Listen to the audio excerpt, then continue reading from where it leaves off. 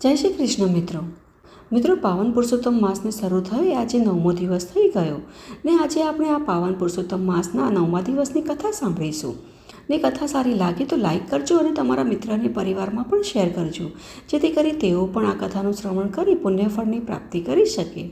અને આવી જ વૈદિક અને પ્રમાણભૂત કથાઓનું શ્રવણ કરવા હેતુ આ ચેનલને સબસ્ક્રાઈબ પણ કરી લેજો. તો ચાલો આજની કથાની શરૂઆત કરીએ.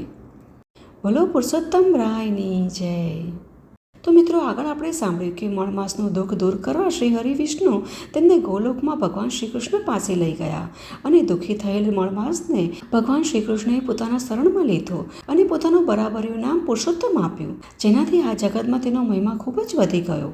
આગળ સુજી બોલ્યા કે ભગવાન શ્રી કૃષ્ણ યુધિષ્ઠિર મહારાજને આગળ કહેવા લાગ્યા કે યુધિષ્ઠિર મહારાજ, તમે વનના દુઃખમાં ભાન ભૂલી ગયા અને પુરુષોત્તમ માસમાં પૂજન આદિ ન કરી શક્યા અને વિદ્યા ભણવા અર્જુન સાથે ગયા ત્યારે પણ તમે પુરુષોત્તમ માસને જાણી ન શક્યા, તેથી તમારા દુઃખોનો છેડો ન આવ્યો. આગળ ભગવાન કહે છે કે માનવના ભાગ્યમાં દુઃખ લખેલું હોય તો તેને કાંઈ સૂઝતું નથી. આ સિવાય તમારું દુઃખી થવાનું બીજું પણ કારણ છે, તે હવે સાંભળો. આ દ્રૌપદી તેના પહેલા ભાવમાં મેધાવી નામના ઋષિની પુત્રી હતા અને સમયના સંજોગે આ બાળકીના માતા પિતા મૃત્યુ પામ્યા. આમ કેટલાય દિવસો સુધી તે બાળા દુઃખી થતી ત્યાં જ રહી. તેવામાં એક દાડો દુર્વાસા ઋષિ આવ્યા અને દુર્વાસાના દર્શન તે બાળા આનંદ પામી. ત્યાર પછી દુર્વાસા મુનિને અર્થ આપી હાથ પગ ધોવા તેમને જળ આપ્યું, ભોજન માટે ફળ આપ્યા. આ પ્રકારે દુર્વાસા મુનિનો સત્કાર કરી તે બોલી, હે મહાભાગ, આપના દર્શનથી મારો ભાગ્યોદય થયો હોય તેમ મને લાગે છે. આપની ચરણ રજના સ્પર્શથી મારો જન્મ સફળ થયો, મારા વ્રત ફળ્યા. આમ બોલી તે હાથ જોડી ત્યાં શાંત ઊભી રહી. ત્યારે દુર્વાસા મુનિએ કહ્યું કે હે પુત્રી, તે તારા કુળનો ઉદ્ધાર કર્યો છે. તારા સત્કર્મોથી જ હું અહીં આવ્યો છું. તે મારો જે રીતે સત્કાર કર્યો છે તેથી હું બહુ જ પ્રસન્ન થયો છું. હવે હું અહીંથી નારાયણના દર્શન કરવા બદ્રિકા આશ્રમ જઈશ.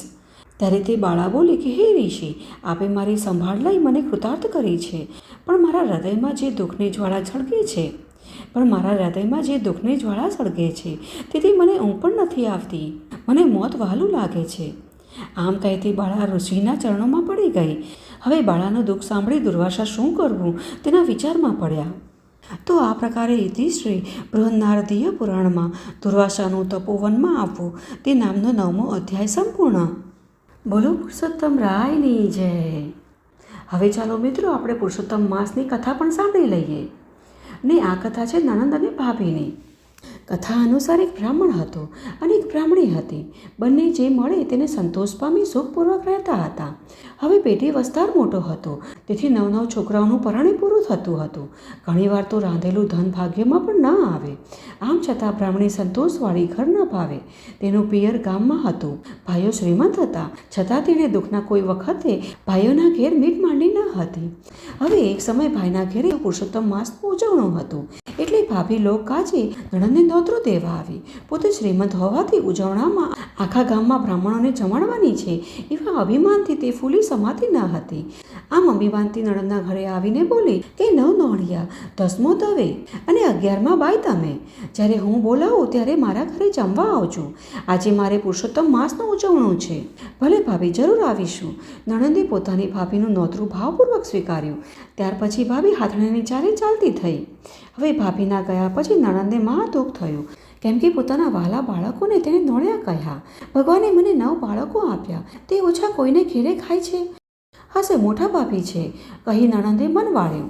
હવે ત્યાર પછી સાંજ પડવા આવી, છતાં જમવા બોલાવવા કોઈ ન આવ્યું. નણંદને વિચાર કર્યો કે પોતાના ભાઈનું ઘર છે, ક્યાં પારખું છે કે બોલાવવાની વાટ જોવી. એ તો પોતાના પતિ અને બાળકો લઈને ભાઈને ત્યાં જમવા ગઈ. હવે નણંદને આવેલી જોઈ ભાભીએ છણકો કર્યો, તમને કોણે બોલાવ્યા હતા? તે જમવા આવ્યા છો? જમવાનો આટલો બધો હડકવાસો દેખાતા નથી? હજી બ્રાહ્મણો તો જમે છે. જાઓ, પાછા જાઓ. આ સાંભળી નણંદનું મોં વિલાઈ ગયું. પોતાના લીધે પોતાના પતિનું પણ હળહળતું અપમાન થયું હતું. બાળકો પણ બ્રાહ્મણોને જમતા જોઈને ટળવળિયા મારતા હતા. આ જોઈ ધરતી માર્ગ આપે તો તેમાં સમાઈ જવું એવું તેને થઈ ગયું. નણંદ તેના પતિ અને બાળકો સાથે પોતાના ઘેરે આવી. પતિ, પત્ની અને બાળકો નિરાશ થઈને બેસી ગયા. મધરાત થવા આવી. નણંદને વિચાર આવ્યો, આ તો ભગવાન પુરુષોત્તમ રાયનું ઉજવણું હતું. જમવાનું તો ઠીક, પણ એઠવાડ મળ્યો હોત તો પણ પ્રસાદ લઈને પાવન થાત. આમ વિચાર કરી એ ઉઠી અને સીધી ઉકળે ગઈ અને બ્રાહ્મણોના જમેલા એઠા પથરાળા સાડીએ બાંધીને ઘેર આવી. અને અનાજના દાણાઓ ભેગા કરી બાળકોને જમાડ્યા અને ભગવાનનો પાર માન્યો. અને ભગવાનનો પ્રસાદ માની ધણી ધણિયાણીએ બંને પણ ભાવપૂર્વક જમ્યા.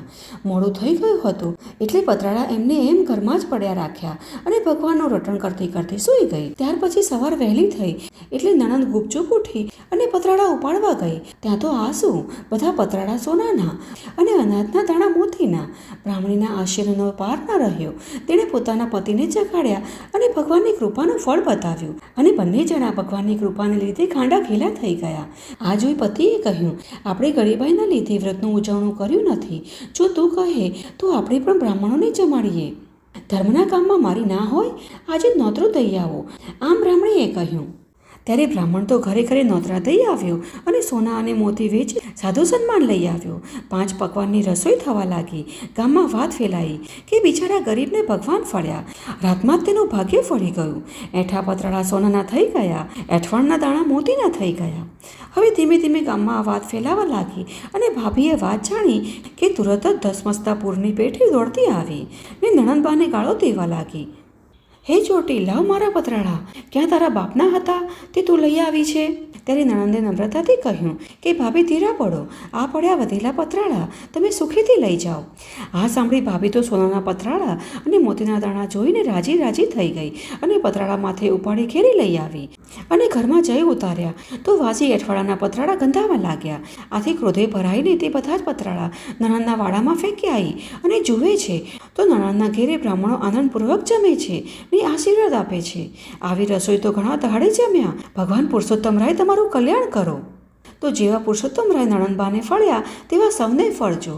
જય જય પુરુષોત્તમરાય.